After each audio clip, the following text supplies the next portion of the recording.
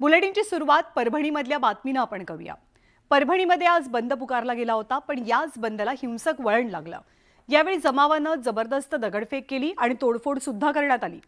जिल्हाधिकारी कार्यालयावरतीही जमावानं मोर्चाने तोडफोड केली। अखेर संध्याकाळच्या आसपास परिस्थिती नियंत्रणात आली आहे, परिस्थिती निवळलेली आहे। राजकीय नेते, जिल्हा प्रशासन आणि पोलिसांकडनं सध्या नागरिकांना शांततेचं आवाहन करण्यात आलंय।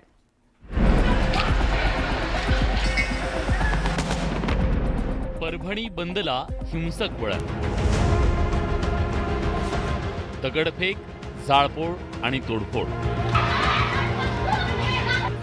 परभणीत तणावपूर्ण शांतता।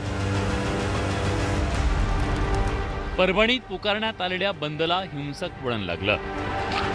या बंदच्या दरम्यान अचानकपणे जमाव आक्रमक झाला। काही ठिकाणी रस्त्यावर टायर जाळण्यात आले, तर रस्त्याच्या कडेला उभ्या असलेल्या वाहनांची नासधूस करण्यात आली। काही दुकानांना जमावाकडून लक्ष्य करण्यात आलं। परभणीच्या जिल्हाधिकारी कार्यालयात जमावाकडून तोडफोड करण्यात आली।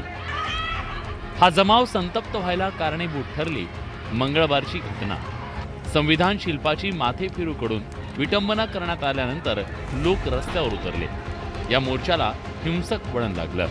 हिंसाचाराच्या घटनेनंतर परभणीत कलम 144 लागू करण्यात आलं। दरम्यान राजकीय नेत्यांनी शांततेचं आवाहन केलंय। कोणतीही कृती होणार नाही याची आपण सर्वांनी काळजी घ्यावी। कुठेही सार्वजनिक मालमत्तेचं, खाजगी मालमत्तेचं नुकसान होणार नाही याची सुद्धा आपण सर्वांनी काळजी घेणं हे आवश्यक आहे। स्वतः माननीय मुख्यमंत्री महोदय देवेंद्रजी हे सर्व परिस्थितीवर लक्ष ठेवून आहेत। मी संविधानप्रेमी जनतेला आवाहन करतोय की आपणही थोडी शांतता बाळगा। सरकारने त्वरित पावलं उचलावी आणि कारवाई करावी अशी आमची सरकारकडून अपेक्षा आहे, सरकारकडे मागणी आहे। परभणीत सध्या परिस्थिती शांत असून कडक पोलीस बंदोबस्त तैनात करण्यात आलाय। विशाल माने, न्यूज 18 लोकमत, परभणी।